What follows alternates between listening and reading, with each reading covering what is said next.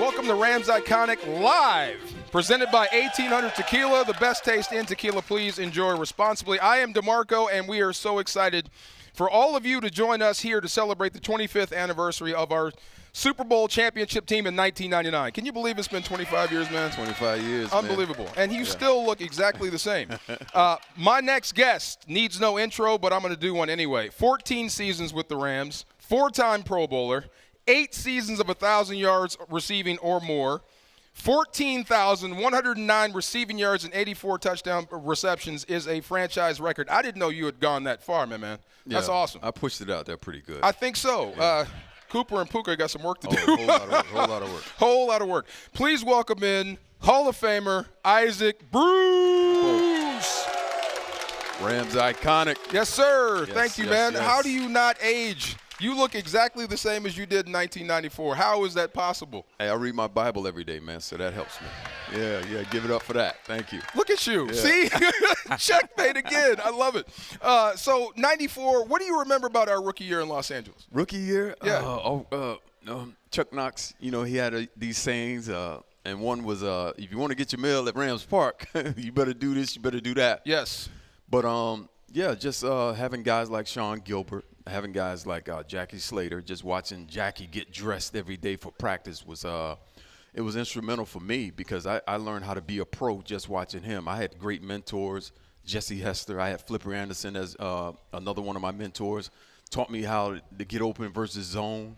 Taught me just a lot of little things on and off the field. So, but I love being here in L.A., trust me. Yeah. I went to Santa Monica City College for 2 years. Then I went to Memphis and then got drafted by the Rams again. So I went from a broke student, college student, to a professional athlete in the city of Los Angeles with, pretty nice check on my hand. I didn't know that because when we talked when we were rookies, it was always Memphis. I didn't know you'd played in California before. Absolutely, man. I did my first 2 years of college, one at West L.A., and then I transferred to Santa Monica City College. Wow. A lot of great players that come out of Santa Monica, SMC. Chad Ochocinco. Steve Smith. Yeah? Yeah, we all had the same coach, same position coach, and same head coach at that time. I'd rather have you. Yeah, me too. Than anybody else in the world. I keep saying, and I say this, I'll say this in front of him. When people ask me about who's the best receiver, best player I ever played with, I would say. He's biased too. He's biased. No, I was this is my Michael Jordan right here because of how hard he worked. Yeah. Seriously, I've never seen a dude compete so hard in just about anything. And don't steal anything from his locker. Just want to let you know about that. So those years, those formative years, 94, 95, 96, 97, before we became champions, what do you remember most about those building block years for you as a player? You know what? Our first year, we were down at UC Irvine, right? Mm-hmm. And it was like a cakewalk. I was like, this is the NFL? I mean, I meant that from a standpoint of the weather. It was 70 degrees every day. I couldn't really relate with some of my other teammates from Memphis who were in training camps talking about just how hot and hard it was. So, we had that. But then the second year when we went to St. Louis. Little did we know. Yeah. Oh, my goodness. Oh, my God. We got a first-time NFL head coach in Coach Brooks. And he had to really set the tone just about what type of coach he was and was going to be. And it was humid, hot in St. Louis, and I'm talking IVs every other day for guys. And I got my awakening and my welcoming to the NFL that second year of my career. Where were we in training camp? Maryville. That's right. You have to go down into the little cavern deal to have practice, and the heat just sat right there. Right there. It was so hot, so humid. I'd never been through humidity before. Was that Troy Drayton, our tight end? Troy Drayton. Remember when he was laid out in the middle of the mall, and we thought he was like sunning, but he was cramping up? Cramping up, trying to laugh in the middle of the cafeteria where we were eating. Just started laughing, and before you know it, the paramedics were there. Had IV in his arm. We're like, somebody needs to go check on him. I thought he was just laying out. It was like, where have you guys been? I am dehydrated. Yeah. It was so hot. But, I mean, that was like it could have been hotter. I mean, we were trying to make it in the NFL. Right. We could care less. This is what I mean. Right. So I'm on the defensive side, and Isaac's on the offensive side, obviously. But what he would do to our DBs and how he would just torture them. What was his name? Ryan McNeil.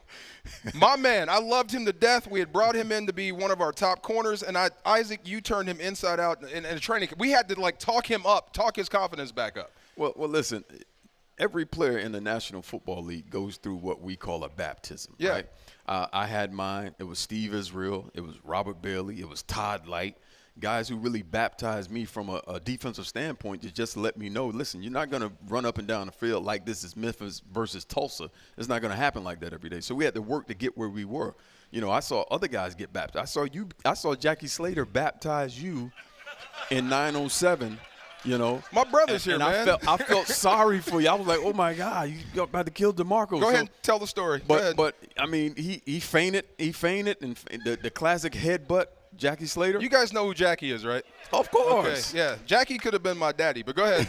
Yeah, he was that old, but go ahead. Yeah, but just those moments, everybody got baptized, and I took my baptism, but it was well worth it because I felt like I learned a lot of lessons learning from people and taking those hard roads to really know what it was to be like to be a professional. So I keep telling people this. Those teams, 94, 95, 96, 97, 98, leading up to this, I didn't know we weren't a good football team. I didn't. I did not know we weren't a good football team. I thought we were one or two players away, one or two plays away. Yeah. Did you have the same feeling? Well, I was in a huddle one game, my second year, 1995, where it really hit me how we might have been playing San Fran, and, we were pretty confident. But then it was like in the first half, they shattered our confidence completely to the point where they were, showing their arrogance about being the big dog in that division. Is that the Ken Norton game? That was Ken Norton hitting the goalpost. Yeah. And it just really hit me that we sucked. Yeah. We were a long ways from really competing inside the division. And, trying to push for a long time. I never watched the playoffs after that because, me either. Yeah. It hurt my feelings. Yeah. I was jealous of that team up north because of what they were accomplishing. And I guess you could say I wanted to be like them. Yeah. But at the same time, we just didn't have what we needed to really start to make any noise in that division at that time. That was Dana Stubblefield, same old sorry-ass Rams. Oh, yeah, that was a bunch of those guys. On inside the NFL. Yeah, there's a lot of those guys' names. I don't even I'm with you. I don't even say their names. So with you. It was so much fun. So Rich Brooks and gets 2 years. Yeah. They let him go. In walks Dick Vermeil. Now, that was a different deal. I mean, training camp was rough. I mean, he was trying to run guys off. He was trying to make us better. We didn't know it. Yeah. But it was hard. I mean, you guys went through, I guess, a relationship arc. Yeah. That was a weird deal. Tell me about that. It was a roller coaster at the beginning. I guess he didn't know me. I really didn't know him. He was 14 years out of the game and coming back. It's going to change. You take a decade away from something that you did for so long and then come back. The people change. The way we play the game changed. So he came back and introduced us to 70s football as far as being prepared and being ready to play. And he added drills to the stuff that we were already doing. So we probably go from 7 periods to about 9 periods, from a 7-on-7 to a 9-on-7. Yeah. I've never heard of a 9-on-7, but at the same time, the practice times were 3.5 hours long. And, he cried at the drop of a hat, which made me even more upset. Yeah. But, who knew what he was building at that time? He was building inner fortitude on the inside of us. And it really started to show, towards the end of football games when we were playing, because not many quarterbacks finished games that we were playing against. Oh, yeah. And they didn't play the following week after that. Yeah, we beat you up. Yeah, we did. I remember he said we're going to develop a deeper level of conditioning. So he's saying this in the team setting. So I'm thinking, oh, man, tomorrow's going to be hard. And then he said we're going to bang the lactic acid out of you. Yeah. I mean – This is us getting ready for practice, right? So that sounds a little spooky. That man, sounds hard. Yeah, it was hard, but we did develop that deeper level of conditioning, and we developed that callus that we needed to be tough. Yeah. You were coming off the hamstring situation. That was rough. That was 97. Did that ruin 97 for you? 97 and 98. I had major hamstring issues. I might have missed a total of about 20 games at that time. Yeah. So 20 games down the drain, and having a young mind at that time, I wanted to point my finger and blame people, but, no one else to blame but myself for not really being in tip-top shape like I knew I could have been. Oh, really? Of course. Oh, I didn't know that. You never told me that before. I didn't know. Well, I keep some stuff a secret. I didn't know that. I'm waiting till the book comes out. So. 75, 80, our lockers are right next to each other for like 7 years, and I didn't know this. We never talked about this stuff. Yeah. But, okay, so jump to 99. Yep. we get Marshall. We get Trent Green. And I remember that first practice when Marshall and Trent lined up. And I'm like, we got Isaac. We drafted Torry. Yeah. We got Orlando. We got a tough and ready defense. I mean, this might be our best opportunity to make the playoffs. I didn't say Super Bowl yet, just to be a winning football team. Did you have that same feeling? Well, I thought the biggest addition that year, and this may sound funny, but the biggest addition that year was the development of Orlando Pace, because he really became professional pancake at that time. Ooh. Because up to that point, he hadn't made a Pro Bowl. So and then in 1999, here he comes into his own, and he starts wrecking shop. He's moving people out of the way. We can slide to the right and leave him on the backside with a guy like Dwight Freeney, and he can X him out, no problem, no touching. But when you bring those guys in, and what I saw on paper just that summer and just that spring, I was real excited about what we had. Up until that point, we had been known as a defensive team. We rely on our defense to win games for us, keep us in it, and hopefully we score a couple of touchdowns and have an opportunity to win a football game. But when those guys came in, Marshall, when Torry came in, Trent, and another big addition was Adam Timmerman at that time. Oh, big man, yeah. We were ready to go. I thought we were ready to make some noise inside the division just like you. Adam he's on my football card when he was in Green Bay. Yeah, me spinning off getting Favre. I send it to him every Christmas for that. But, yeah, I mean, we were ready to roll. And do you remember what Orlando did to Chuck Smith that year in Atlanta? Of course. Chuck Smith was, if you think trash talk, who's the best trash talker now in the NFL? Anybody? Throw a name out. Anybody?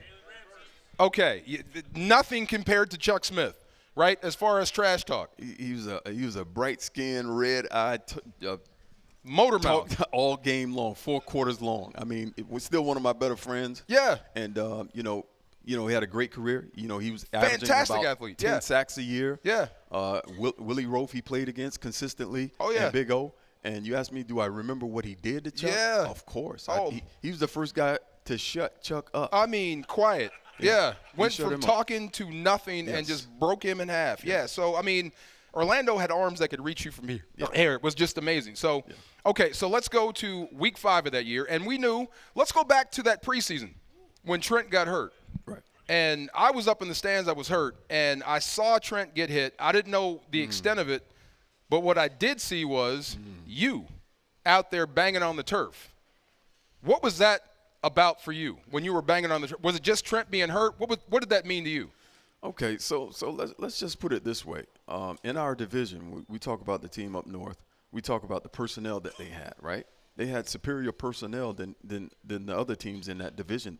The Atlanta Falcons, the Carolina Panthers. You talk about at quarterback, wide receivers from tight end, and they had a number of superstar guys on their defense. Oh, yeah. So that was the first year that I felt like, we can really compete because, you go out and get Trent Green, who knows the offense, right? He's been in the offense probably 2 years under Mike Martz in Washington. So we bring Trent home, who's actually from St. Louis.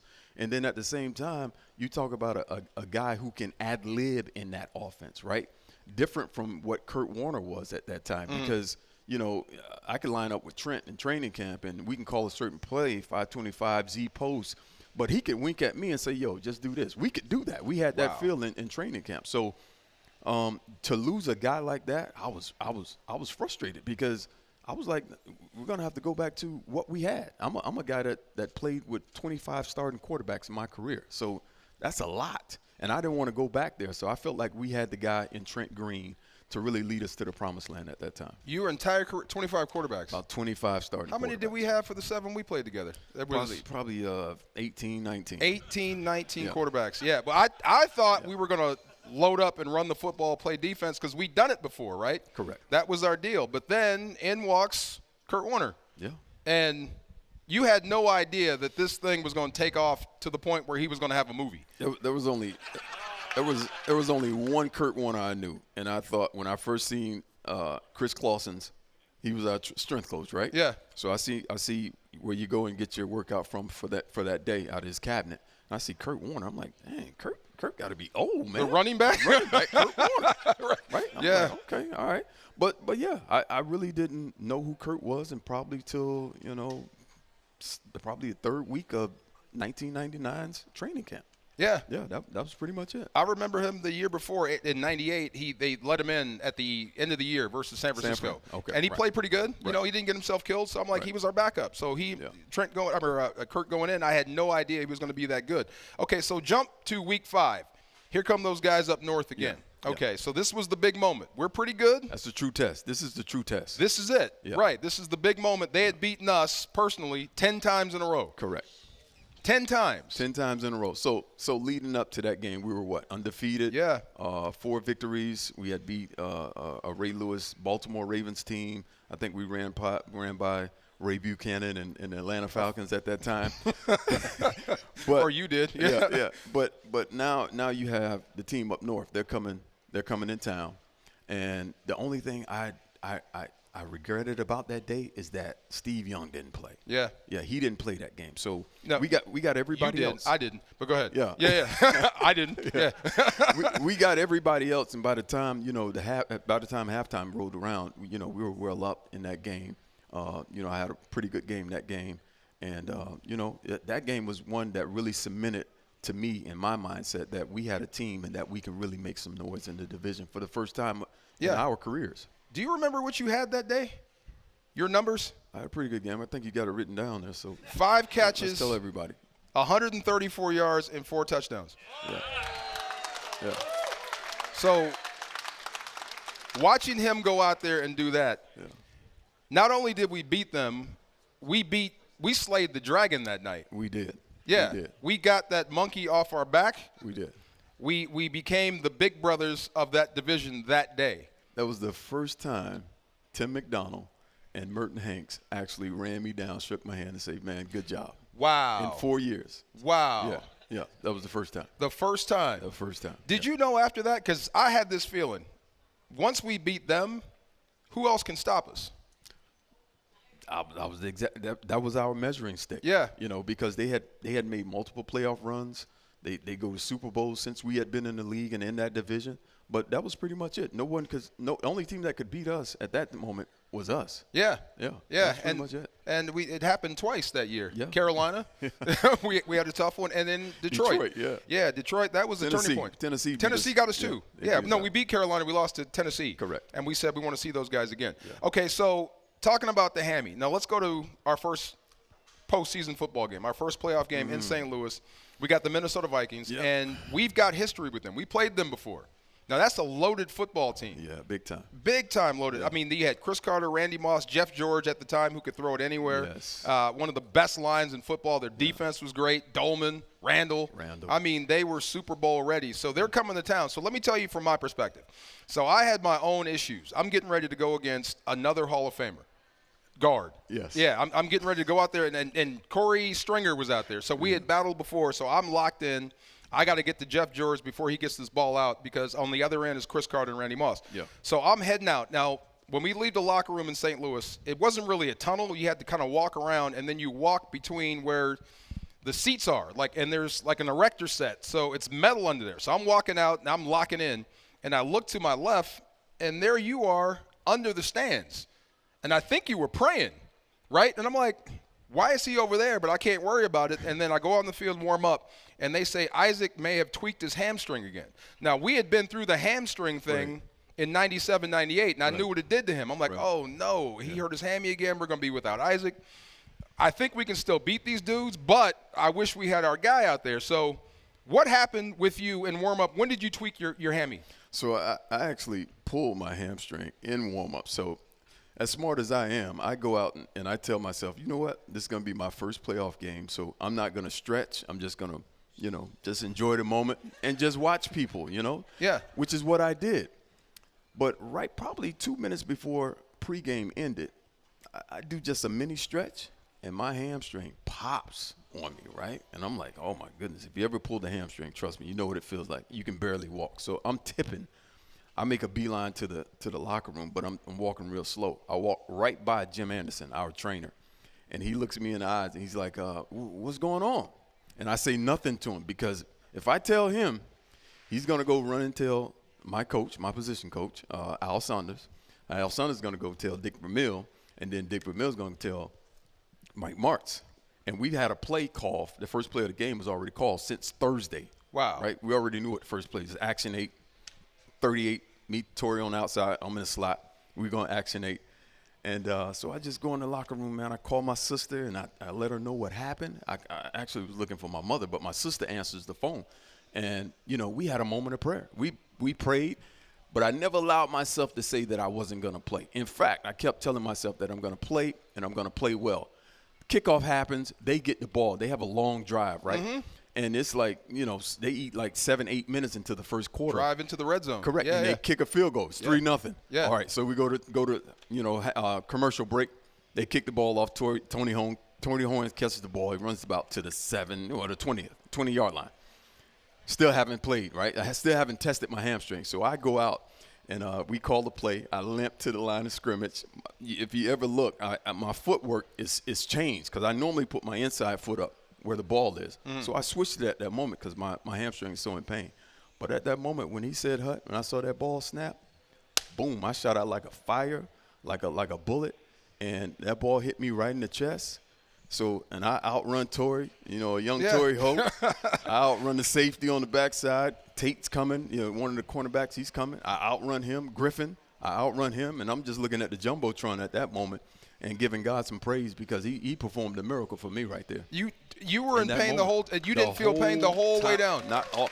If you ever pulled a hamstring, trust me, never. You know what it feels like. I've never. Anybody pull a hamstring before? Somebody's pulled a hamstring. I'm not fast enough. I've never pulled a hamstring, but I do remember you catching it, looking up, because we're watching, we're going crazy. The entire dome was going nuts, and then you did this. It was loud, man.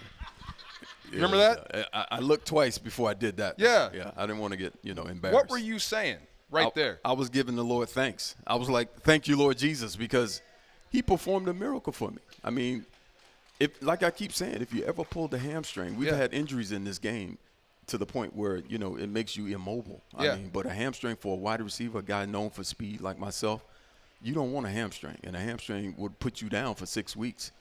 A hamstring I didn't miss a play. I didn't miss a snap. At all.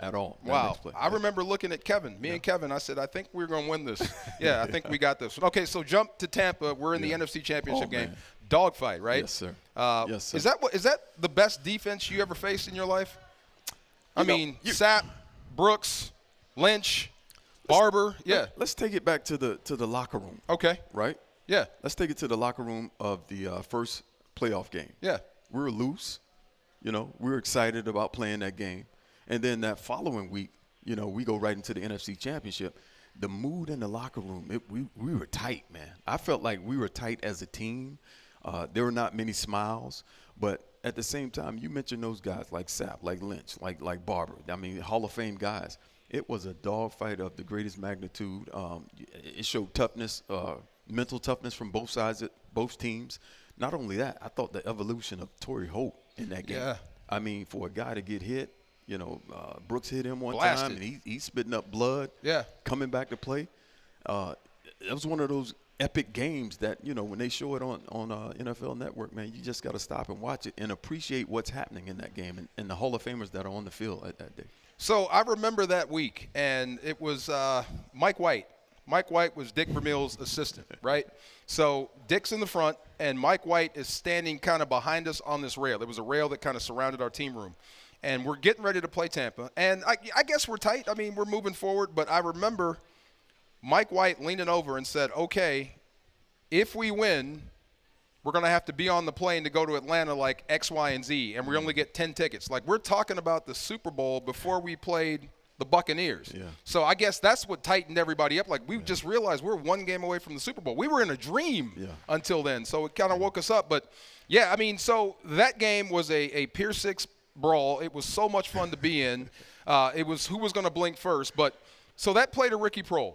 Oh, man. Tell me about that. I mean, because I'm thinking, I'm watching from the bench. The ball's in the air. I'm like, that's got to be going to Isaac. Nope, that's Isaac over there. That's Marshall. That's Torry. Well, who's he throwing to? Ricky. Wow. Tell me about that play. Well, you said it's the first one to blink, right? Yeah. I mean, it was a chess match that entire game. Coach Dungy, Coach Martz, the two play callers, the offense coordinator and defense coordinator for the Bucs. And all night long, they had this vaunted defense where they could rush the quarterback with four D linemen. And when you have that and you can cover on the back end, play zone, you got a pretty good defense. Plus with the personnel that they had. So pretty much all that game, we never broke. I think they blinked first because at that very moment, that's when they send John Lynch, finally send him. And all year long, Ricky Proehl had not caught a touchdown pass, had not gotten the end zone. And, he was alive. I mean, because he could have fell asleep because that play, the scenario of that play had never happened the entire season. So I just remember every Wednesday, Coach Mike Martz would warn Ricky. He was like, Rick, just remember on this play, remember on the backside, safety comes, you're the guy. And that scenario happens in that game. And Rick is alive. He beats the corner, made what I call the biggest catch of my career to push me into the Super Bowl. Yeah. I mean, great catch. Yeah. Phenomenal. You guys saw that, right? Yeah. Phenomenal catch. Real quick, before we move on to the Super Bowl, tell me about that room. So it's you, it's Torry, it's Ricky, it's Oz. Tony Horn. Yes, I mean, sir. Tony Horn had a big return in versus Minnesota. Tony Horn might have been the fastest in the group. He's probably the fastest Really? one out of all of it. If we all had to line up and race, Tony Horn. I mean, just that whole room, 2 Hall of Famers, one and soon to be Torry. Torry's got to get in. Oh, absolutely. Torry's got to get in, right? Absolutely. Yeah. Absolutely. How did you guys, I mean, when you saw Torry, your first day, rookie, this guy's going to be pretty good. How did you guys get along and just gel that fast? Well, listen, I welcome his approach. I mean, he was the second first-round pick that I played with. I played with Eddie Kennison for a couple of years. You know? And trust me, 1995 showed me that you just can't have one receiver because what happens is they'll roll the coverage to your side. They'll beat you up at the line of scrimmage. They make sure they take you out of the game. It's easy to take a wide receiver out of the game and make someone else beat you. So I welcome Torry. I mean, Torry was the first guy that we drafted that I seen in college have like a super great game versus a Florida team. And he did it against Florida State in college. So what I saw in him at that moment was determination. And then when he came in, he was coachable. He wanted to learn. He wanted to be the best. So everything, that he saw someone do like Oz or myself as far as playing the position, he added it to his game. And it wasn't long before he became a number 1 receiver in his mind. So having him, having Oz, having the experience of a Ricky Proehl, it made us all better. And Al Saunders was probably one of the better coaches that I've ever had outside of Henry Ellett at that time. So those guys and in that room, I mean, we all could have been starters around the league. Just so happens we were all together with the Rams at that time. Do you help Torry through his process right now? Because I know the Hall of Fame, that whole process was rough. Yeah. Well, you go through every gamut of emotions, you know what I'm saying, of excitement, anger, disappointment. So I help with the disappointing times. I help with the excitement of being actually selected as a finalist again, because that's not easy. I mean, you think about the number of guys that have played in this league, over 30,000, and just it's only 100 and maybe 70 Pro Football Hall of Famers walking the earth. Wow. You know what I'm saying? So that's a great place to be. So you celebrate being a finalist, but at the same time, I think it's due time. It's due time for Torry to cross that finish line, because I think he's definitely earned it. Absolutely. Yeah. I remember seeing you in Atlanta when the Rams went and played the Patriots that one year, and I said, I don't know. Really. And when you got in, I was so happy. Yeah. So much fun. Did you have Popeye's chicken, or was that Marshall? Popeye's chicken. It might have been Marshall had Popeye's chicken at the thing. That was fun. That was our thing. That was funny. Krispy Kreme donuts. Krispy Kreme donuts, Popeye's chicken, and Penn Station sandwiches. That was our thing. All right. So you send the royalties to us now. There we go. Yeah. Okay, so this right here, Super Bowl. We played Tennessee before. Now we're in the big game in Atlanta. You have a fantastic game. You scored with 2 minutes left in the game to put us ahead? 2 minutes. I mean, it's the play that I think every kid that's ever held a football or played football, you always imagine yourself catching the winning touchdown pass. I don't think many people imagine themselves, unless you're a quarterback, throwing the pass. But it's either catching them, and you probably had your defensive lineman, you probably had the same dream, catching a game-winning touchdown pass, which is a moment that I've had in my backyard in Fort Lauderdale, Florida for tons of years, but it was always Dan Marino throwing me the ball. So, just that moment itself, just being in that moment, just the atmosphere, the smoke that was still in the ceiling from the halftime show. Oh yeah. And just having an opportunity. I always say about that play is that was a play that's called to get the chains moving. Twins right, ace right, 999, H balloon. So it's a Marshall play. It's not an Isaac play or a Torry play. What we do is we run them all off and let Marshall do his thing. We dump it down to him. It's only 2 minutes left, so we can, kind of matriculate down the field to kick a winning field goal. That's the way we looked at it. But, just at that moment when I heard the play in the huddle, I was like, you know what, boom, this is it. This is my moment right here. And this ball is coming to me.